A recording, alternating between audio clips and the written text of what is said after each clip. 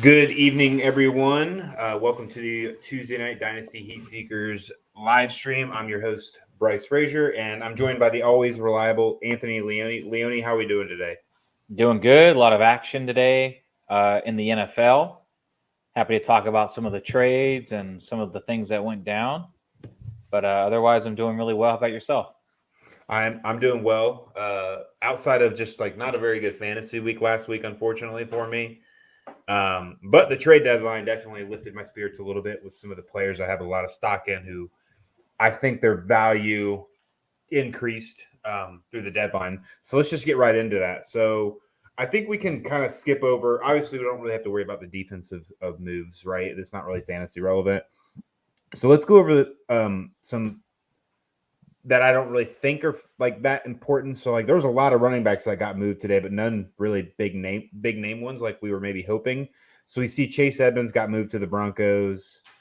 Jeff Wilson moved to the Dolphins. Naheem Hines moved to the Bills, and Zach Moss moved to the Colts. Outside of arguably, I guess, Wilson and Hines, Edmonds' value to me is pretty much dead. I really don't see him having any major role anywhere that he's at. He can't beat out an old James, or not an old James Conner, but an injury-prone James Conner, and then he can't beat out a 30-year-old Raheem Mostert in the Dolphins. If he can't beat them out, I couldn't see why he would really get a significant amount of touches with the Broncos. Zach Moss really hasn't been relevant at all. Naheem Hines to the Bills is a little bit interesting, and then Jeff Wilson to the Dolphins is also a little interesting as well because he is a younger guy, but it's like they signed a young injury-prone running back to maybe replace an old injury-prone running back. What do you think of those four running backs moving? Any of them have any fantasy significance to you? I don't think their values increase at all. I think Jeff Wilson is just in a better spot just because he doesn't have to worry. You don't have to worry about Elijah Mitchell coming back now. And Mostert, like you said, is very injury-prone. So I wouldn't be surprised if Jeff Wilson ended the year strong. He had a better opportunity of doing that in Miami than in San Francisco with the Christian McCaffrey acquisition. So of all the names today, I think that's the only one that I think was really positive. Hines, they still have obviously Singletary gets a lot of early down work in Buffalo. They also, use James Cook in a very similar fashion. So I think they just wanted to bring in Hines just because they didn't really felt like they needed Zach Moss at all. He was being inactivated basically every week anyway. So I think it just kind of helps them have just some more depth at the position in case one of those guys gets hurt. But from a fantasy dynasty perspective, the only guy that I'm really a little bit more excited about now is Jeff Wilson, but very marginally, not even very much. Yeah, I could see them bringing in a guy in the offseason to where he becomes irrelevant. Naheem Hines, I think it hurts James Cook for this season, but if you have him in Dynasty, you weren't really banking on him being too involved in your – if you were starting him in your lineups, you were probably in trouble anyway. So, and I think Naheem Hines, this is his last year on contract, as well. Or maybe he signed an extension. I can't remember, but James Cook's has looked pretty good in the amount of time he's got. So I feel like he immediately comes on there as a number 3. Yeah, if anything, it's a good buy opportunity for James Cook. If someone's worried about Hines there now, I think it would be a good buy opportunity for James Cook. I would agree. So let's get to the more notable ones, especially when it comes to this season. So Chase Claypool getting moved to the Bears and TJ Hockenson getting traded to the Vikings. What are your thoughts on those two players? Well, I think both benefit, especially Hockenson. I think Hockenson is in a much better spot now on a much better offense. Irv Smith looks like he's going to be done for the regular season, so Hockenson is just going to be in a good spot. I think he may finish the season as the second receiver in targets after Justin Jefferson. So I think that's a really great spot for Hockenson. I think he'll be utilized pretty good. And then Claypool, I think, is also a good spot as well. He could be the number one wide receiver in Chicago. The only issue I have with Chicago's offense is, Justin Fields, he's averaging under 12 completions a game. So even if he gets 25% of the target share, I mean, that's 4 catches a week. It's just there's just not enough there for me to be too excited about. So I do think it's good. It's better than what he was going to be getting. He's going to be a little bit more consistent, but I don't think he's going to win any leagues. Yeah, I definitely like the move for Hockenson. It's a great move because it seems like the Vikings have consistently tried to get a tight end involved in their offense. This is like Irv Smith can't stay healthy. Tyler Conklin was very good last year.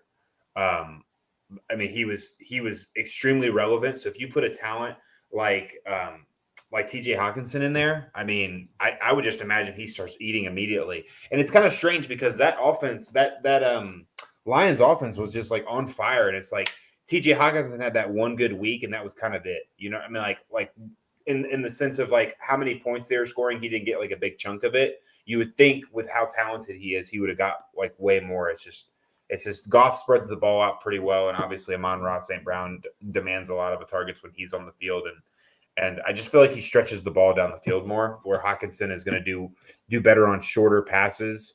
That is going to be just wide open for him because Justin Jefferson opens up the field so well for the Vikings, and Kirk Cousins is a better quarterback. So, and then with Claypool, I think it's going to be. I think he's going to be just fine. We've seen Justin Fields now 2 weeks in a row look just very good. Like he's looked like the best quarterback in that draft class, in my opinion. In the last 2 weeks, obviously it takes more than just 2 weeks to look good. But the Bears have got to start throwing more, and I think when you add another weapon, they're going to start throwing more. So it's like, who else would they throw into other than Equanimeous St. Brown? Like that's not a good. Those aren't good options. So if you guys you don't have guys that are able to get open, you're not going to be able to throw the ball. The offensive line definitely needs to be improved so Justin Fields isn't running for his life all the time, even though he's good at it. So Claypool does all of his work like on short passes, like he's been utilized in the run game. We saw last week he can be utilized in trick plays, throwing a touchdown.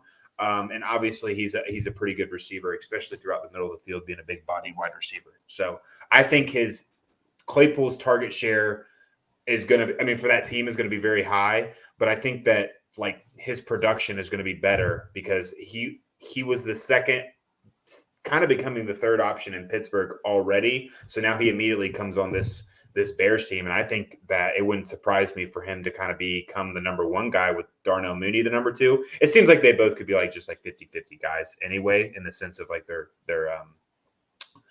volume. So I really like the landing spot for Chase Claypool for himself and the people around him, including Darnell Mooney and Justin Fields. So yeah, and Rick commented here that the numbers are lazy. I mean, those are the numbers. I mean, I don't know what you want me to say. He's completing 11 passes per game on average for the season. Granted, the last 4 weeks, maybe that number's ticked up to, if you exclude the first 3 weeks, maybe you can tick up that number to 13 completions a week, 14 at most. Well, he kind of goes back and forth saying that they just traded 2 major defensive pieces with saying that they're going to give up more points and they're going to throw more. So your numbers were correct as of now, but he's pointing out that it can't stay that way, especially when they just lit up like 40 points to the Cowboys. I mean, how many passes did Justin Fields throw last week? I didn't see. He had one heck of a fantasy week. I know that. Again, they're not really throwing the ball that much. They're doing a lot of rushes with Fields. They're still getting Montgomery involved and Herbert involved. Fields is not throwing the ball all around the yard, and I don't expect it to change dramatically. Yeah, he had his most completions last week with 17 on 23 attempts. His attempts have been literally 21 through 27. So. Yeah, I mean, you're right. He's not throwing much, but I would assume that happens. Has to, and change. maybe it'll increase. I can't predict. I can't predict that. All I can say is through the first 8 weeks of this season, he's not. They are not throwing the ball like every other team in the league, with the exception. I mean, they're throwing the ball more than Atlanta. I mean, you got that. That's true. They are throwing it more than Atlanta. Yeah, but and he says it in there. It has to change. They have to get the pass game going in this day and age in the NFL. They don't have an offense like the Ravens where they can run it 40 times a game keep up and control. And then anybody else asking questions in the chat, James Martin, I see yours in there. We answer them at the end. We're going to blow through this 2023 Dynasty mock draft. Now, this is a way too early mock draft. We're just kind of doing this for fun, kind of changing things up from throughout the season.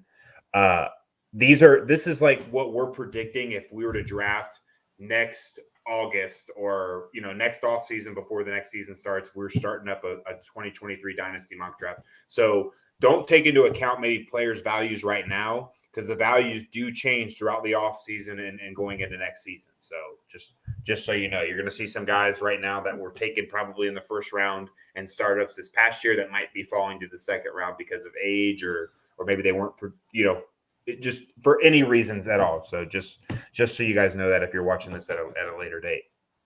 And one last thing for Fields, I mean, we'll see within the next 2 weeks, even really the next 3 weeks. They have the Dolphins, Lions, and Falcons. So, I mean, really, really weak defenses, especially when it comes to the Dolphins. Really good offense.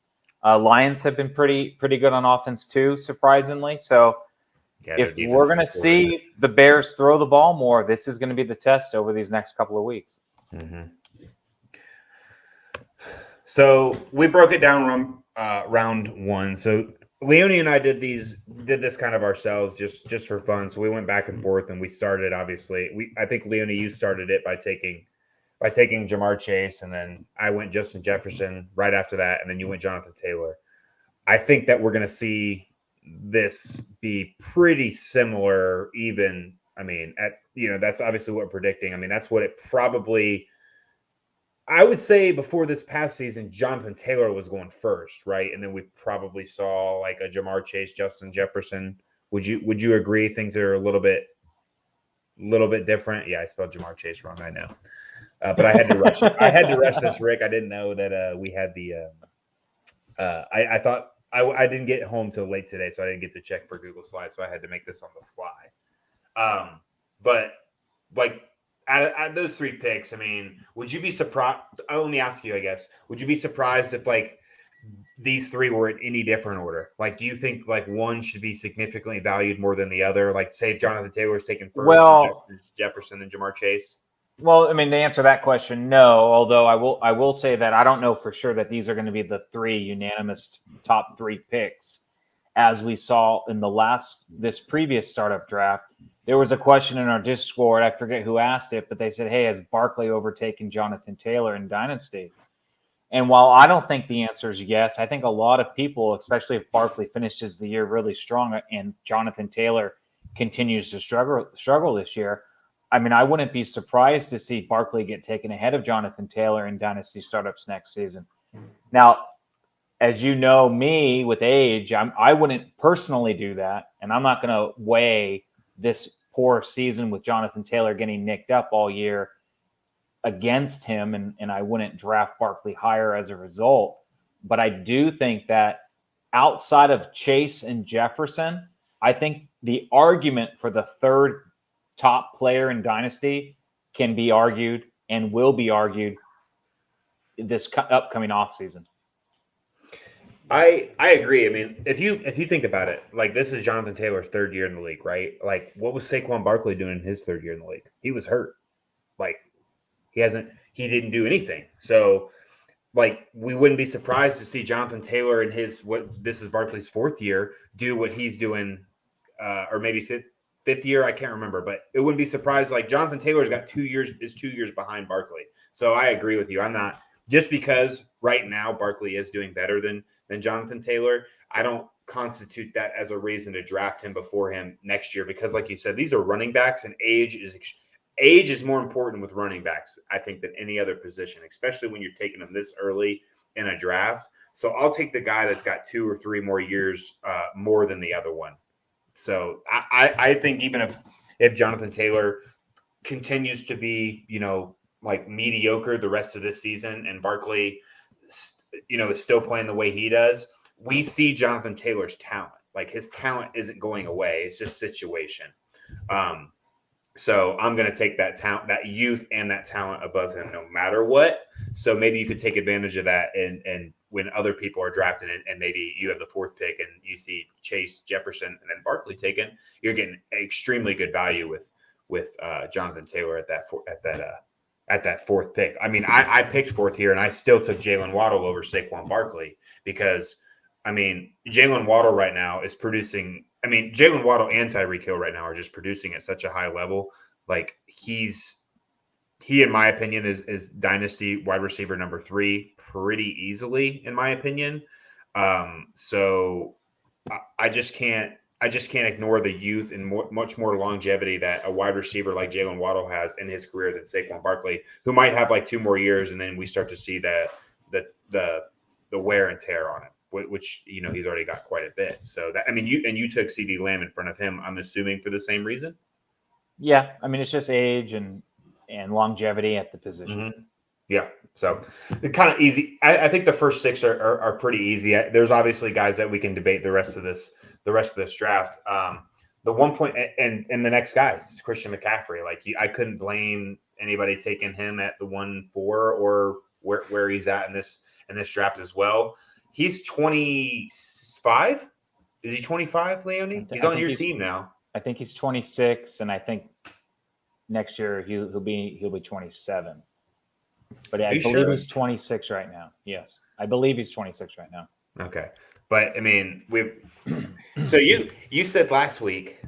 I remember on the show we don't really expect Christian McCaffrey to produce too well this next week. We're going to wait till after the bye. Well, he definitely took those words to heart and just decided to put up a 3 touchdown week against me in multiple leagues. So that was depressing because I don't own him anywhere.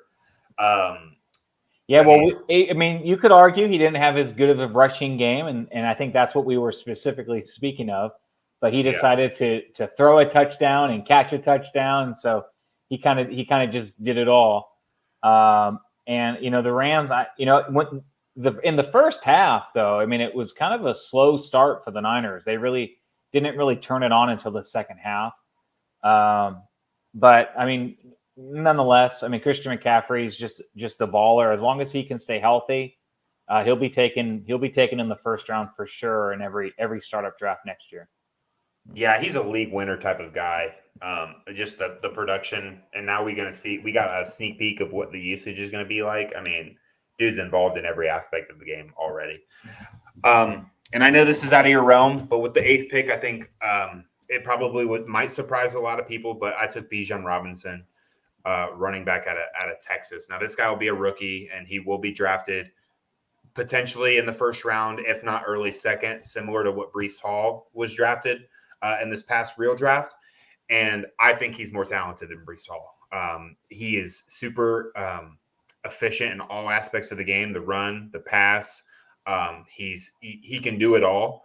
So I think whatever team he walks on to, he immediately becomes the starter. I think he becomes a top fantasy asset. Now, we're seeing right now, like we got Bryce Hall at the 11th spot, right? Do you think he'd be higher if he didn't tear his ACL?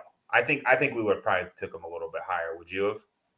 Yeah, he would have been higher for sure. So I think he's better than Bryce Hall. So that's why I can kind of stomach taking him at this 8th pick because, again, I think he just immediately comes on whatever team and becomes a top 5 fantasy asset. So did you look? I gave you the recommendation.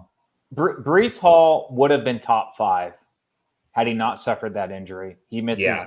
I mean, he misses obviously this season, but even next season, I don't think he's going to start the year healthy.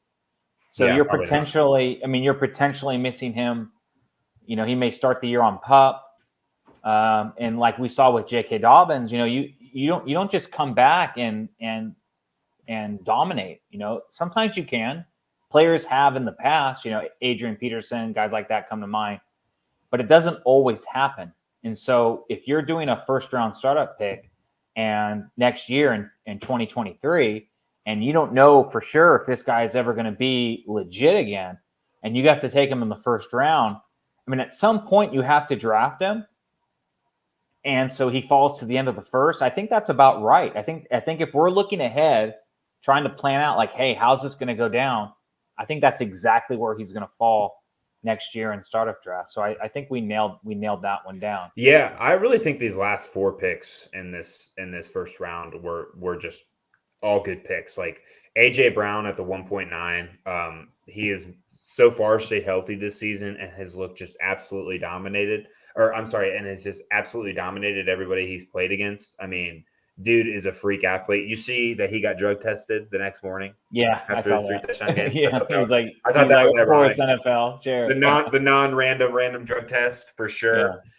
And then I'm not gonna lie, the 110, I'm starting to get a little bit iffy on DeAndre Swift. So just the way that the Lions utilize the 2 running backs, like DeAndre Swift does not see carries within the 5-yard line. Like if they're within the 5, it is always Jamal Williams. And it seems like when he does get like the touches in between the tackles, it seems like he's getting hurt like a lot. Like he's had shoulder injuries. He's already had leg injuries. I know he's a young guy, but when he's already had a bunch of like little nagging injuries that have put you out multiple weeks throughout the year, he's never had season ending yet. But he's always missing time. He's not getting goal line work. It just seems like he's so dependent, obviously, on his PPR work, which he's great at. Like he's probably one of the best backs out of the backfield, up there with Saquon Barkley and Christian McCaffrey. But I'm just not liking the utilization of his touchdowns now. So I probably put Breece Hall above him from what I've seen recently. So I just think that's worth noting. Are you worried at all about DeAndre Swift's usage in Detroit? No, I mean, long term, no. I mean, I think he's banged up this year. We saw the same thing with AJ Brown when he started his career. Banged up, couldn't stay on the field. So I wouldn't let just this one little time frame change the overall evaluation of a player like that. If anything, I think it's a good buy low opportunity. Yeah, it could be, but it was like that last year with Jamal Williams getting a lot of the goal line work as well. I don't imagine Jamal Williams being there forever, but it's just like, what if they bring in another guy to do the same thing? That's when it become a concern for me, I guess. Sure, no, I understand. And then I rounded it off with my favorite rookie wide receiver of this class with Chris Olave at the 112. I think the dude's going to be a PPR volume nightmare for the Saints for years to come. Michael Thomas's career just seems like it's already been going downhill, but he can't stay healthy at all. When he's on the field, he's very, very, very good. But it seems like even when he gets back, Chris Olave should be he might be the best wide receiver on this team at this point in his career. So I really like him moving forward as well. Do you have anything against Chris Olave? I think we had him ranked 6 each. So no, I think the only thing interesting is we left off out of the first round, Cooper Kupp. I think most people would rank Cooper Kupp as a top 12 dynasty player. I don't, in this format with all these different positions. I mean, I wouldn't. I think we had it right with him not there. Next year he's going to be 30 years old. Yeah, that's it right there. What we see with Devontae Adams right now, right? I mean, it's maybe not necessarily Devontae Adams' fault, but it's just like when you get to 30, you maybe have a year or two more of like pretty good production, whereas like all these guys have like at least I would say potentially 4 or more years of just like being top level wide receiver ones, RB ones, where I don't see that from Cooper Kupp after maybe a year or two. So I think you got to take longevity in a first round of a dynasty startup.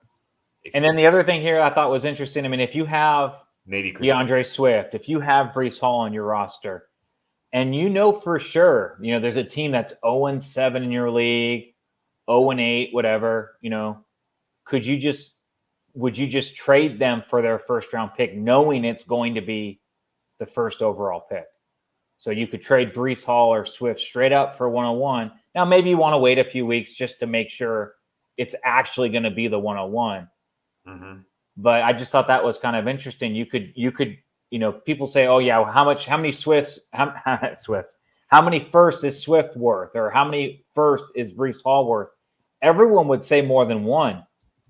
But if you can get the 101, I mean, you can make the argument that they're worth 1 first as long as it's the first overall pick in a rookie draft next year for Bijan Robinson. So I just think that is interesting and something to consider. I mean, if you, like you said, you have Swift now, you have concerns about his health and role moving forward. This might be the time where you can just trade him for Bijan Robinson. You can get the 101. And if you know for sure that that's going to be the first overall pick, that's a move you can make. The only concern with that is when you give somebody DeAndre Swift, right? That immediately makes their team better. If he's the reason they start winning some games, and then it doesn't become the 101. So I would definitely wait till it'd have to be like the last 2 weeks. Well, later in the year, yeah. Oh, but you could do it for Hall now. It would have to be like, yeah, because like outside of Bijan, right now the number 2 running back is probably Jahmyr Gibbs out of Alabama, who is also probably going to get taken. I would say he's more likely to get taken in the second round. I don't think it's a huge, significant drop off, but I don't think that Jahmyr Gibbs would be above DeAndre Swift or Bryce Hall.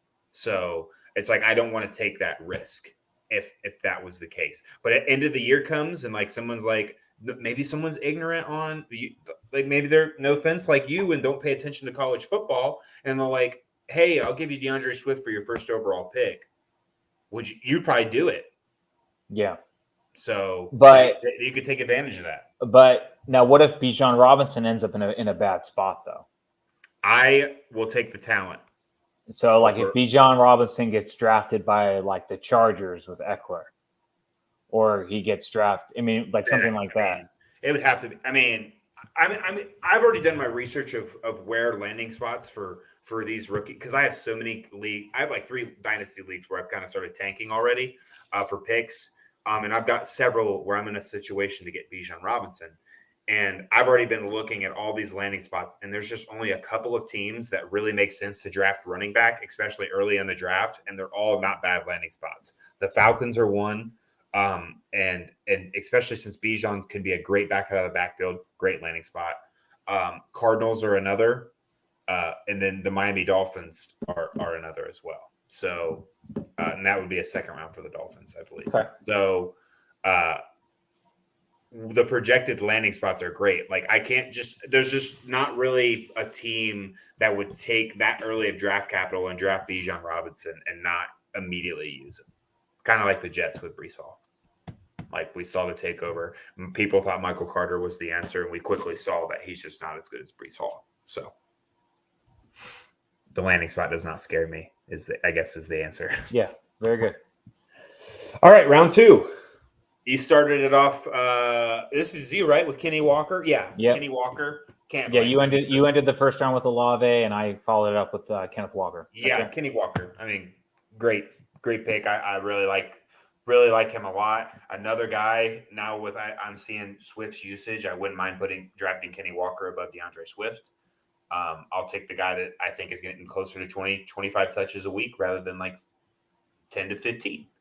And then I followed it with Tyreek Hill. I know you probably disagree with that according to our wide receiver rankings the previous year, but I think Tyreek Hill is 27, going to be 28 next season. I still think he has 3 to 4 more good years. Huh? Is he?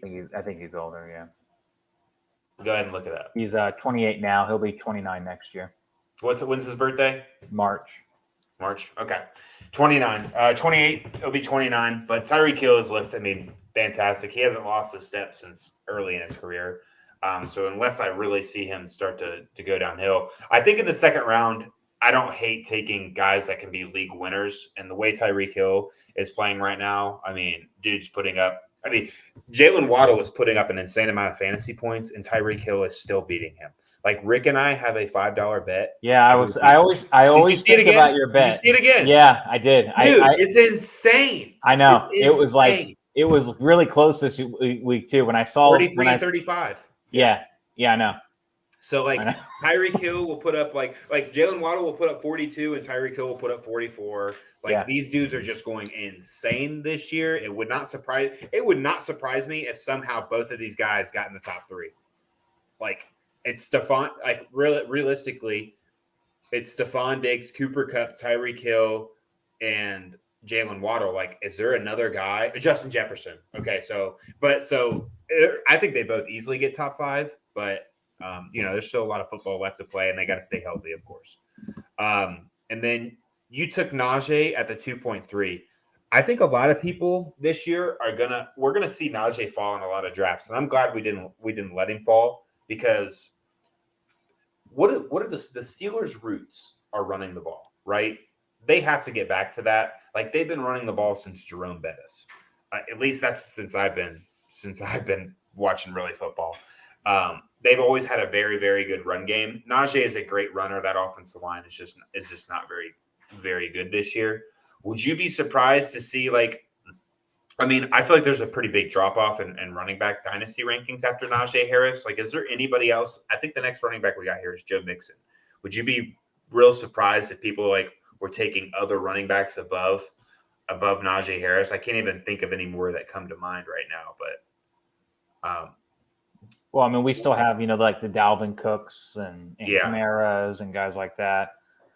I mean, all I know is I have a dynasty league, and there are a lot of Steelers fans in the league that I'm referencing where I own Najee Harris.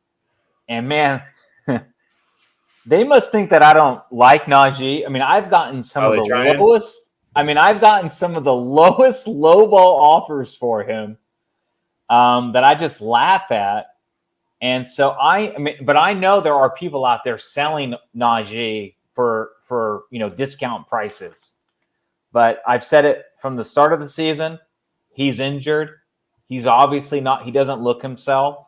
He did try or hurdled somebody last week. He looked pretty good on some of his touches that he wasn't getting touched 2 yards in the backfield. Sure. Of course. And look, this is just a lost season for the Steelers. I mean, they're not going to make the playoffs. I would not be surprised if they shut him down. I want them to shut him down personally. There's no reason to keep running them out there, and they're not going to make the playoffs. They're not going to win the Super Bowl. I'm sorry, Steeler Nation. It's just not your year. So in my opinion, there's just no reason to really have any high hopes for Najee Harris. He's going to end the year poorly, and that doesn't mean in Dynasty he's a dead asset. I think he's going to rebound just like I think the entire team is going to rebound next season. So if anything, he's a great buy low opportunity.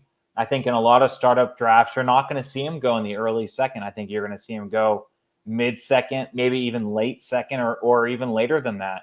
But I do think he's a good buy opportunity. And I do think that he's a relatively safe player to draft, given his draft capital, given his skill set, and given that the Steelers are going to be a much improved team going forward. Yeah, I agree. And the good thing about the Steelers offense is they're really just lacking in one category, and that's offensive line. Like, if you watch them play, Kenny Pickett is not that bad.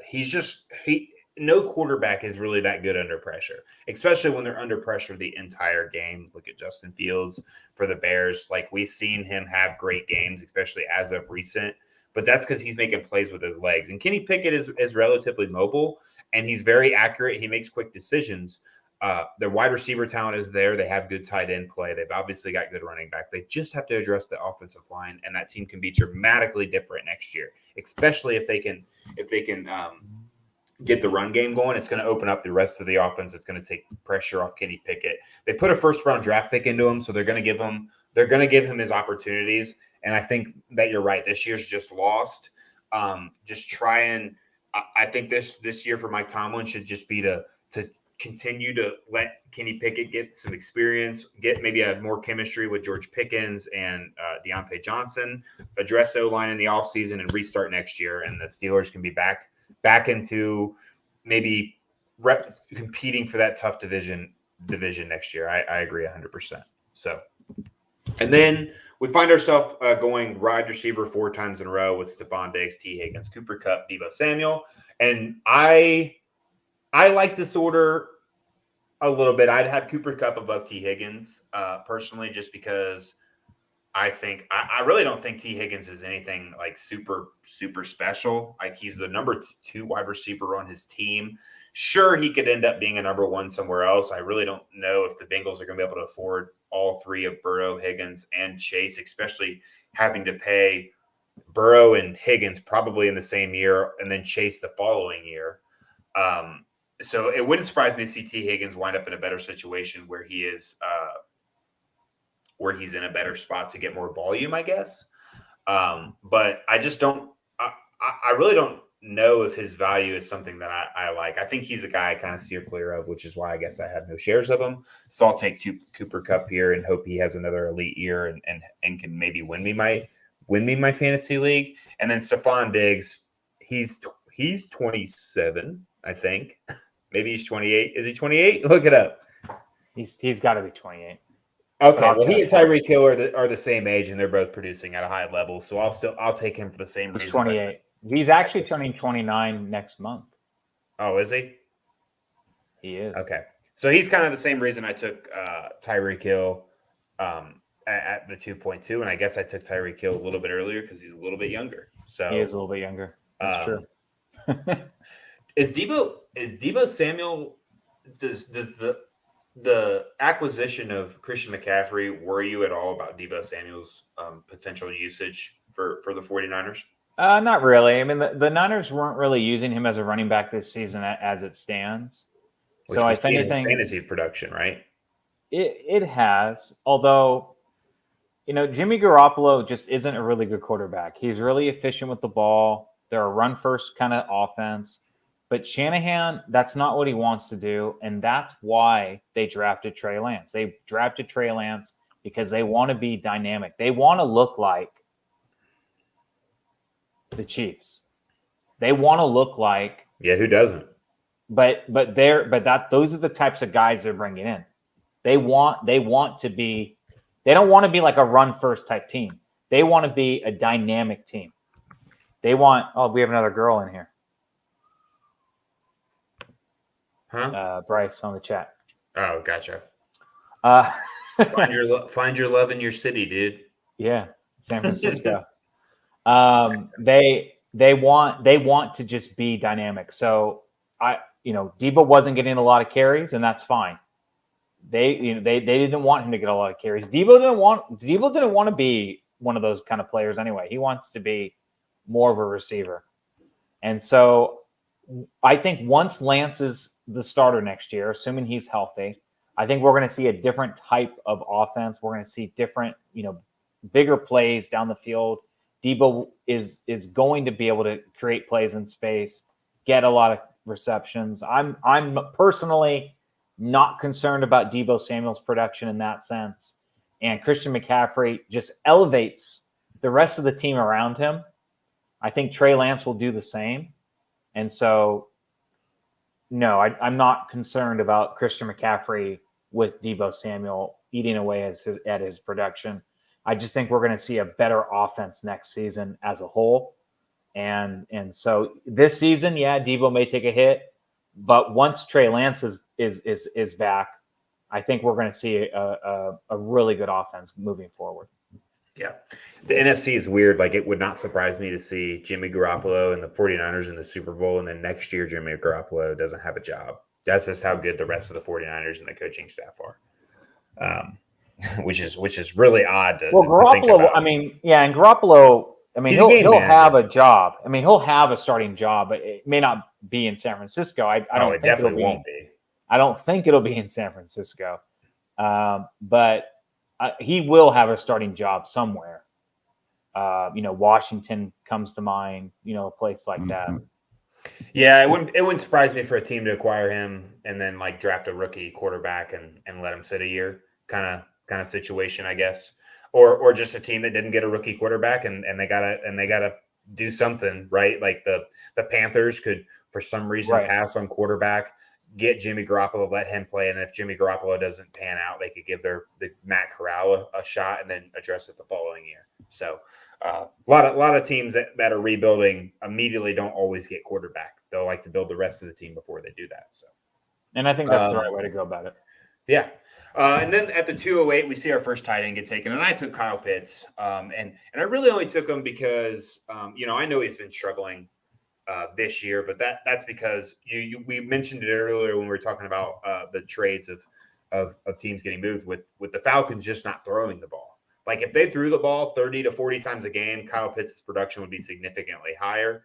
I think next year we're not going to see Marcus Mariota throwing the ball for the Falcons. It wouldn't surprise me if later this year, for their season's over, they're not going to win the division. They put in Desmond Ridder to see what he can do, and we get maybe a sneak peek of what the offense could look like.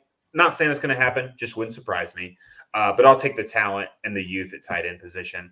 I think that one of the most frustrating things as a dynasty owner is if you do not have a solid tight end option. It is one of the worst feelings to have. Would you agree? Outside of this year, there's like 4 or 5 guys you feel pretty comfortable plugging in every week, and then the rest is just like, I hope this guy gets me 7-8 points, and I'll be relatively happy. You know what I mean?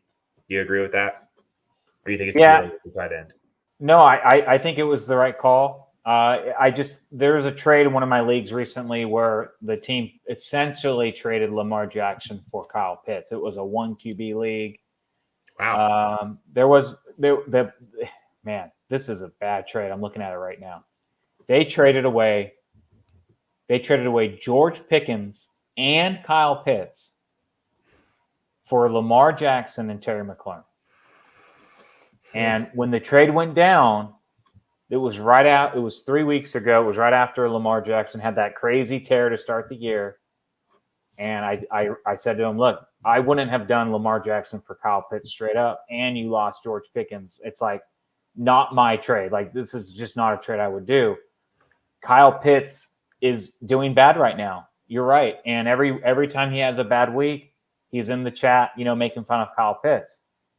But he just had a decent week. No, I'm aware. I'm just saying prior to this week. Yeah. But it's like, dude, like he's really good. He's 22 years old. He's not doing bad. His utilization's bad. Yeah, like he's going to be really good. So I think that this pick here in the second round is right on target. I think Kyle Pitts is a great buy low opportunity. I think George Pickens, I think that window has now closed. I know we're going to talk about him momentarily. But he was also a great buy. It was a great buy opportunity for George Pickens as well. And that I think is closed now as well. But Kyle Pitts, I think that window's still open. So I think if you're looking for next year, obviously Pitts isn't going to be your savior this season, but going forward in Dynasty, a 22-year-old tight end, I mean, he's just crazy gifted, and he will figure it out. Offense will use him the right way once they have a quarterback who can get him the ball. Yeah, I'm not worried about him at all. You said you got some bad offers for Najee. I've gotten some from Kyle Pitts. Oh, I bet. Yeah, exactly. Both guys. Yeah, I could totally see that. Definitely. Yeah, I'm just like, dude, this is the number 1 dynasty tight end still, in my opinion. Like, you're not gonna get him off me for cheap. And then I have no problems with DK Metcalf at the 2.9. If anything, I think I prefer him over Deebo Samuel. I really thought DK Metcalf was going to miss some time, and then he comes out and puts up 14 points. Yeah, he balled out. He's a freak athlete. And then the George Pickens at 210. I get it. He just put up a goose egg. If you watch the game, he made like 2 awesome catches, both out of bounds. Unfortunately, they were sideline catches. Just couldn't get the toe down. It just shows that he is a freak athlete that just hasn't put it together yet. And whose rookie season he is really reminding me of, that I got really big on, and people are like, why do you like him? He didn't do anything. AJ Brown. AJ Brown really didn't have that great of a rookie season, but I just watched a lot of the Titans that year, and I was like, man, that AJ Brown dude is going to be good. I can just see that he is going to be good. And that's how I kind of feel with George Pickens. I'm no professional scout. I work at UPS and construction, so I don't have any qualifications to do that, but I'm just saying I've had this same feeling before, and that's what I have with George Pickens, and I haven't had it since A.J. Brown. So that's just kind of how I feel about him.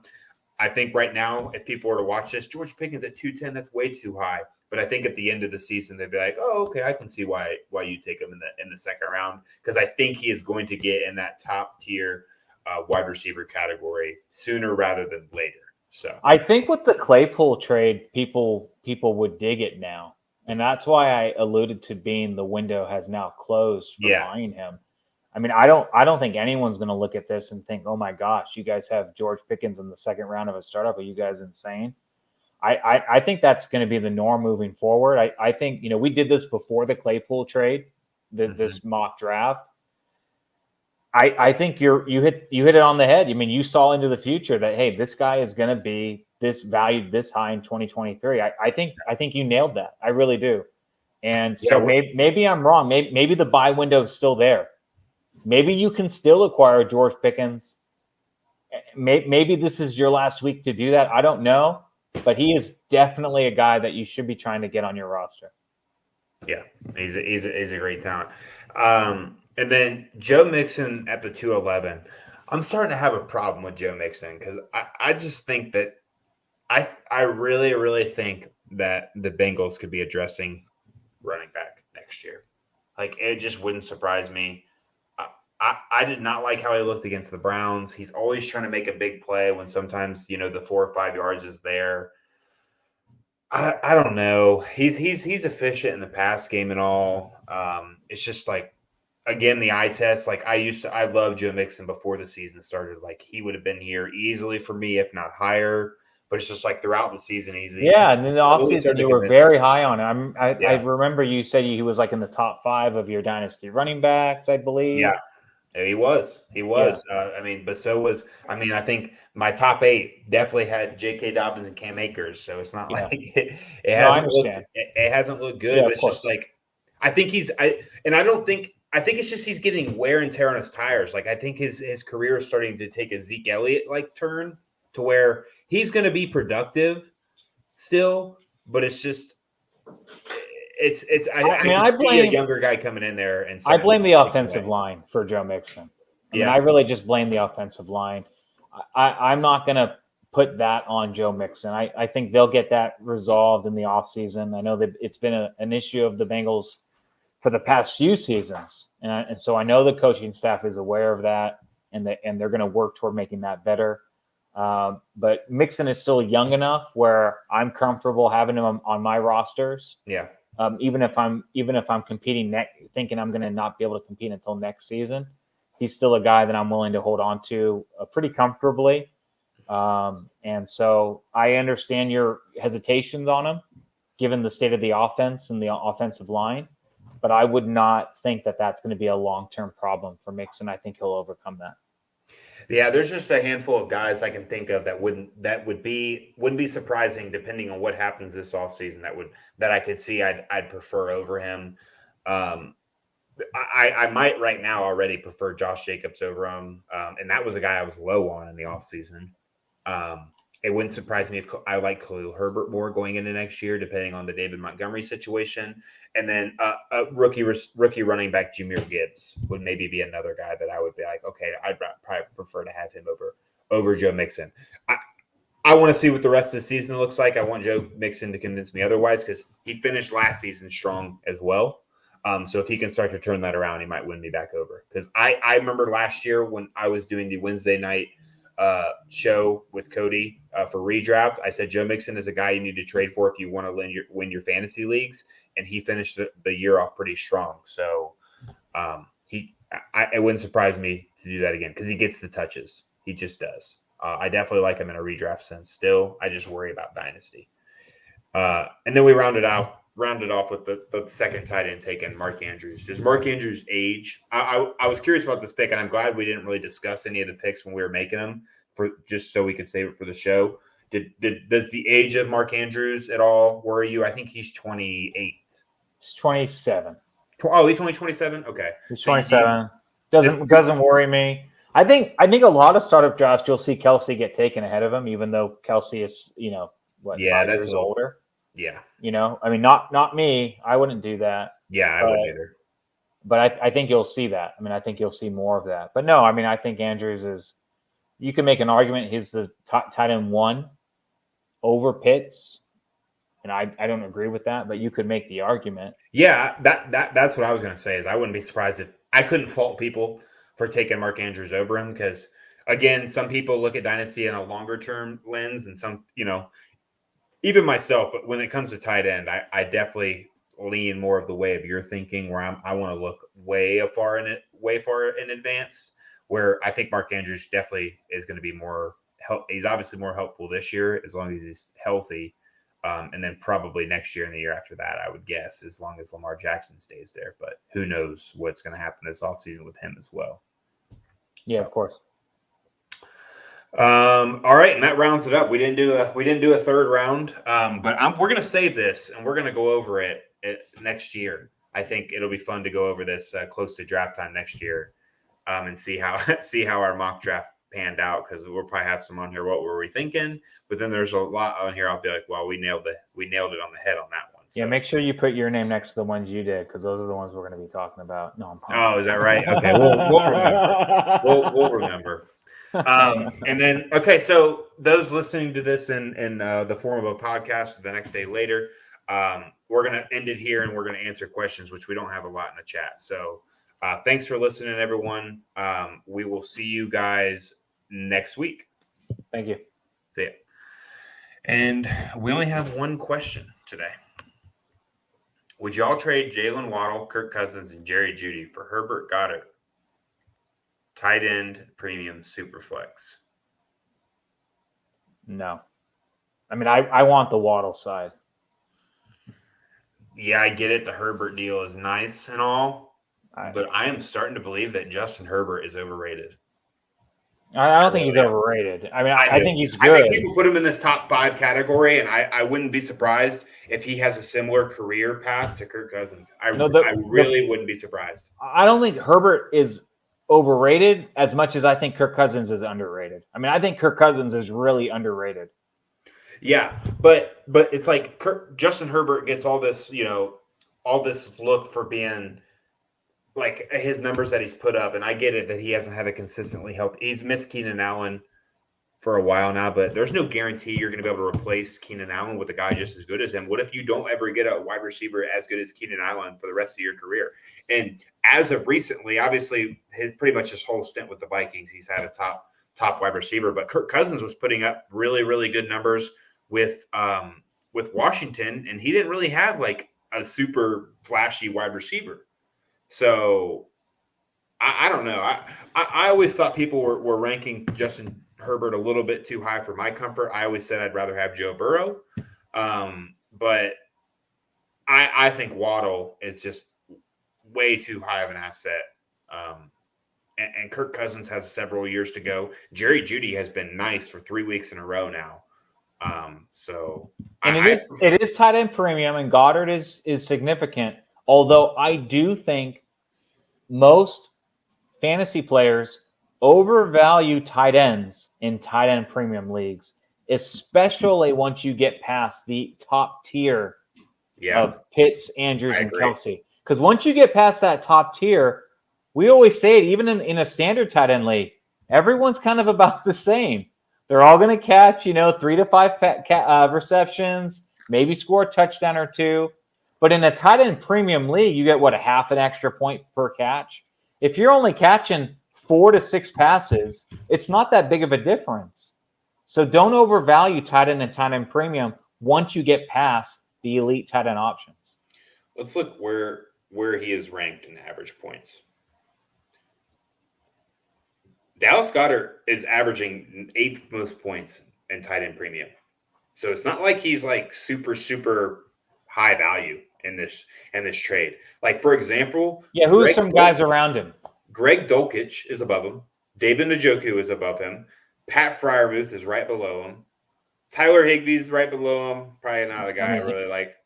Tyler Conklin, Taysom Hill. Those are some guys below him. And there's one down here a little bit further that's really starting to get on that I think you could pay way less and get, and that's Evan Ingram. And I think Cole Kmet still has some life. I think he's a great buy low target as well. Yeah, for sure. Now, if Goddard was replaced with Kyle Pitts, then I might be like, okay, I'll probably take that side. But I don't think this. I don't necessarily think this trade is lopsided either way, because obviously there's one team's getting the better quarterback and the better tight end, and the other team is getting 2 very good dynasty wide receiver assets, along with a solid quarterback for the next 2 to 3 years. But I think it just goes by preference. But personally, I think Herbert is extremely. I think he is overvalued, not extremely, but I don't think he is as good as people think he is. And I think Waddle is a lot better than people. People were so down on Jalen Waddle when Tyreek Hill got there, and lo and behold, I said I don't think it hurts his value at all. I think if anything, it increases it because his touchdown upside goes up. Well, I ended up being right on that. I didn't think that he would nearly be getting as many targets and receptions as he did. I thought he'd get some more touchdowns, but I mean, he's getting all of it. So that was it. That was a huge deal. And then Jerry Jeudy seems to be. I don't. Would you call Jerry Jeudy quarterback proof? Because I mean, he produced when Brett Rypien was out there. He's been producing decently with a terrible Russ Wilson out there. By no means at all is he a top tier wide receiver. No, I wouldn't. I mean, I don't think you can call him quarterback proof, but I think. But I mean, he can produce with anybody out there. He's a solid flex contributor on a dynasty team. If you put Jerry Jeudy on the Green Bay Packers right now, I think his value would significantly go up. Like he would immediately start to show like his true potential. So. I mean, he's definitely a guy that I want to hold on to, you know. And if you're rebuilding and you're worried about Kirk Cousins, then Kirk Cousins is the guy to trade. See if you can just trade Kirk Cousins. I don't want to lose Waddle. Of all these guys, Waddle's probably going to end the year with most points out of any of these guys anyway, and he's the youngest. And if you're rebuilding, worried about Kirk Cousins, I mean, that's the guy to try to trade. Maybe you can get a nice. Tight end for him. Maybe you can just trade if you're worried about. I don't know if Kirk Cousins is your fourth quarterback, but if he's like your third quarterback and you're rebuilding and you want to try to get someone for the future, I think you can trade Kirk Cousins to a contender right now and get a pretty nice young piece. I don't think you need to lose Waddle to do that. Yeah, he did mention he's rebuilding. The problem with this, like, I get that you're rebuilding, but you're giving away two young assets with Waddle and Jeudy. So it's like you're not really making a move forward by getting rid of young assets, two young assets and one old asset to get one medium-aged asset in Goddard. Goddard's been around for several years now. What's he, 26, 27? It's not like he's not 22. And obviously Justin Herbert is probably the most valuable player in this deal when it comes to Superflex. I think Waddle's pretty close. I mean, I think in a startup. I mean, what did you take in this startup? Waddle like fourth overall. Granted, it's a one quarterback, but even still, I mean, Herbert. Where would Herbert go in a super flex draft if we did a draft right now? Man, if we did it right now, end of the first, I'd say closer to middle. But if we did it before, I don't think so. If we did it before the season started, he'd be a top 4 pick. I don't think so. I mean, just run off the quarterbacks you would take ahead of him real quick. Josh Allen, Lamar Jackson, Patrick Mahomes. I don't know if I would have took Lamar over him. Joe Burrow. I would have took. Jalen Hurts. Kyler Murray. Yeah, but you wouldn't have took. No, not Kyler Murray. I wouldn't take Kyler Murray over him. There's no way. I don't think Kyler Murray is that good.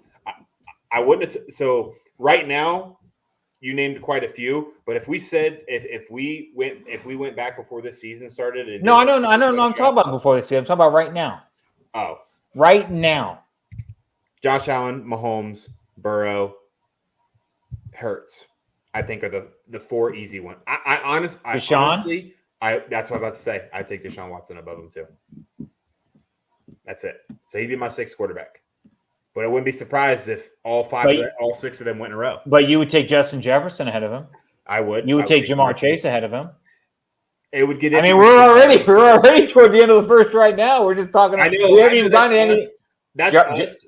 But it wouldn't surprise me if some people preferred Herbert over Hurts and Burrow. Tua. That would not. James comes in with Tua. Tua's a good shout. I like Tua. I think he's early second personally. You don't think Tua would go over Herbert?